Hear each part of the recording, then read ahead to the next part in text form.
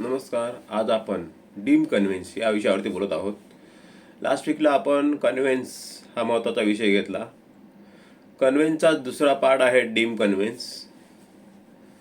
आता जेव्हा कन्व्हेन्स एखादा डेव्हलपर किंवा ओनर एखाद्या सोसायटीचं करून देत नसेल तर त्या केसमध्ये डीम कन्व्हेन्ससाठी आपण जातो. तर लास्ट वीकचा व्हिडिओ बघितल्यानंतर बऱ्याचशा आपल्या सबस्क्रायबरांनी सांगितलं की थोडं डिटेलमध्ये व्हिडिओ बनवत जावा, डिटेलमध्ये माहिती द्या, लोकांना अजून जास्त माहिती भेटेल. मग त्यांच्या रिक्वेस्टवरून आत्ता जो व्हिडिओ आहे तो आपण जरा डिटेलमध्ये बनवत आहोत. त्याच्यामुळं व्हिडिओ हा मोठा होऊ शकतो. तर सबस्क्रायबरना आणि जे यूट्यूब व्ह्यूअर आहेत त्या लोकांना आपली रिक्वेस्ट आहे की तुम्ही पूर्ण व्हिडिओ व्यवस्थित पाहावा आणि सदर व्हिडिओ अजून असे व्हिडिओ काढण्यासाठी, अजून माहिती तुम्हाला मिळवण्यासाठी आपलं चॅनल सबस्क्राईब करा, इतरांना पण सांगा आणि ज्या व्हिडिओतून चांगली माहिती भेटली असे तुम्हाला वाटत असेल ते व्हिडिओ लाईकसुद्धा करा. तर आपण डीम कन्व्हेन्स हा विषय बघत आहोत.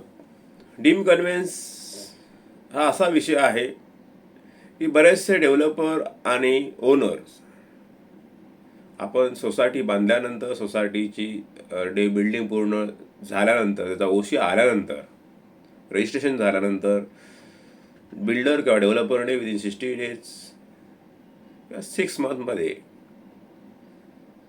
सोसायटीचं कन्व्हेन्स, जागेचं कन्व्हेन्स सोसायटीच्या नावे करून देणं त्याची ड्युटी असते. बरेचसे 99% डेव्हलपर किंवा बिल्डर्स हे करत नाहीत, कारण त्या जागेचा त्यांना भविष्यामध्ये लोन घेणे किंवा त्याचा FSI वाढला त्या जागेचा तर तो त्यांना वापरता येतो, त्याच्यामुळे ती लोक करत नाहीत. तर हाऊसिंग सोसायटीची जी मॅनेजिंग कमिटी असते त्यांची जबाबदारी असते की आपण एखादी सोसायटीचं हँडओव्हर घेतल्यानंतर, ॲडमिनिस्ट्रेशन हँडओव्हर घेतल्यानंतर आपण त्या सोसायटीची जी जागा आहे त्या जागेचं कन्व्हेन्स आपल्या सोसायटीच्या नावे करून घेणं ही आपली मुख्य जबाबदारी असते. आणि आपण जो आपले बायलॉज आहे त्या बायलॉजमध्ये पहिला जर ऑब्जेक्ट कुठला असेल तर तो कन्व्हेन्स करून घेणे, जागेचं कन्व्हेन्स सोसायटीच्या नावे करून घेणं हा असतो. The main object of the bylaws is to obtain conveyance of land of society in the name of society. तर हा मेन ऑब्जेक्ट आपण सोसायटीच्या सर्व मेंबर्सनी, बहुधा जी सोसायटीची मॅनेजिंग कमिटी आहे त्या लोकांनी लक्षात घेणं खूप गरजेचं असतं. कारण जोपर्यंत तुमची सोसायटीची जी जागा आहे, ज्या जागेवरती तुमची बिल्डिंग उभी आहे, ती बिल्डिंग जर सोसायटीच्या नावे नसेल तर उद्या बिल्डिंग पडली तर तुम्हाला त्या जागेवरती पुन्हा बिल्डिंग बांधता येत नाही. जोपर्यंत ती बिल्डिंग आहे तोपर्यंत त्या तुमचा जो इंडिव्हिज्युअल फ्लॅट आहे त्या फ्लॅटचं तुम्हाला व्हॅल्यू आहे, त्या फ्लॅटची किंमत आहे. बिल्डिंग पडल्यानंतर त्या जागेवरती तुम्ही पुन्हा बिल्डिंग ती बांधू शकत नाही, कारण ती जागा ही बिल्डरची किंवा त्या मालकाची असते. त्यामुळं डेव्हलपमेंट झाल्यानंतर, पोझिशन घेतल्यानंतर, सोसायटी रजिस्ट्रेशन होऊन आपण ज्यावेळी सोसायटीचं ॲडमिनिस्ट्रेशन हातात घेतो, कमिटीच्या हातात घेतलं जातं, त्यावेळी त्यांनी कन्व्हेन्स करून घेणं हे खूप महत्त्वाचं असतं. जर आता डीम कन्व्हेन्सच्या केसमध्ये जर डेव्हलपर, ओनर ओसी आल्यानंतर, बिल्डिंगची रजिस्ट्रेशन, सोसायटी रजिस्ट्रेशन झाल्यानंतर जर ते 6 महिन्यात किंवा एखाद वर्षामध्ये जर कन्व्हेन्स करून दिलं नाही तर आपल्याला डीम कन्व्हेन्सची प्रोसेस फॉलो करावी लागते. आता सरकारने पण डीम कन्व्हेन्ससाठी बऱ्याचशा गोष्टी सोप्या केलेल्या आहेत, GR काढलेल्या आहेत, जेणेकरून जास्तीत जास्त सोसायट्यांनी आपल्या सोसायटीची जागा आहे ती कन्व्हेन्स करून सोसायटीच्या नावे करून घ्यायची, जेणेकरून जे फ्लॅट ओनर आहे, मेंबर्स आहेत, त्यांचं जी लाखो करोडोची जी मालमत्ता आहे ती सुरक्षित होईल. तर जर एखादा डेव्हलपर, बिल्डर कन्व्हेन्स करून देत नसेल तर आपण एखादा लीगल ॲडवायझर बघून त्याच्यातर्फे आपण पहिली लीगल नोटीस पाठवायची असते, जेणेकरून बाबा 1 महिन्यामध्ये या डीम कन्व्हेन्स किंवा कन्व्हेन्सची प्रोसेस चालू करून दे, कन्व्हेन्स करून दे आमच्या सोसायटीच्या नावाने.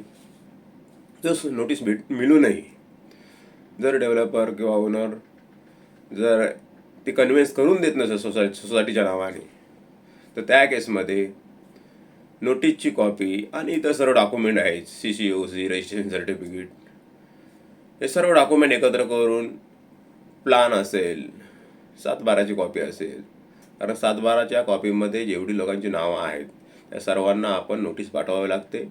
नोटीस पाठवल्यानंतर डीम कन्व्हेन्सची प्रोसेस करताना त्या सर्वांना पार्टी बनवून ती DDRकडे, डिस्ट्रिक्ट डेप्युटी रजिस्ट्रार जे असेल, ज्या मुंबईमध्ये असेल, ठाण्यामध्ये असेल, तर त्यांना ते अप्रोच करून आपल्याला ते पूर्ण प्रोसेस बनवून फाईल करायला लागते.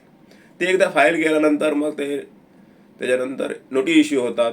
जे ओनर आहे, डेव्हलपर आहे, ज्यांची नावं आहे त्या ह्याच्यावरती 7/12वर, त्या लोकांना नोटीस इश्यू होणार. त्यांना हिअरिंगसाठी अपॉर्च्युनिटी दिली जाते, बोलवलं जातं की आजपर्यंत तुम्ही कन्व्हिन्स का करून दिलं नाही. त्यांचं ऐकून घेऊन DDR जे आहेत ते त्यावरती फायनल ऑर्डर करतात. फायनल ऑर्डर करून ते सर्टिफिकेट इश्यू करतात डीम कन्व्हेन्सची. डीम कन्व्हेन्सची सर्टिफिकेट इश्यू केल्यानंतर त्यांचा जो रजिस्टरचा माणूस असतो त्यातर्फे त्यांच्या अथॉरिटीने, त्यांच्या साईनने ही कन्व्हेन्स ही सोसायटीच्या नावे केली जाते. ती रजिस्टर डॉक्युमेंट केली जाते. डीम कन्व्हेन्सची डॉक्युमेंट जी आहे ती कन्व्हेन्स डीडची सर्टिफिकेट आल्यानंतर कन्व्हेन्स डीडची डॉक्युमेंट रजिस्टर करून सोसायटीच्या नावे दिली जाते. तर डीड रजिस्टर झाल्यानंतर ती जागा जी आहे की लगेच तुमच्या नावाने होत नाही. त्यासाठी तुम्हाला 7/12 ट्रान्सफर करण्यासाठी किंवा मुंबईच्या ठिकाणी प्रॉपर्टी कार्ड ट्रान्सफर करण्यासाठी तुम्हाला ती प्रोसेस फॉलो करावी लागते. ती एकदा प्रोसेस झाली, कन्व्हेन्स डीड पूर्ण होऊन 7/12 प्रॉपर्टी कार्ड सोसायटीच्या नावे झाला की ती कन्व्हेन्सची प्रोसेस पूर्ण झाली अशी समजली जाईल, पूर्ण झाली अशी म्हटली जाईल.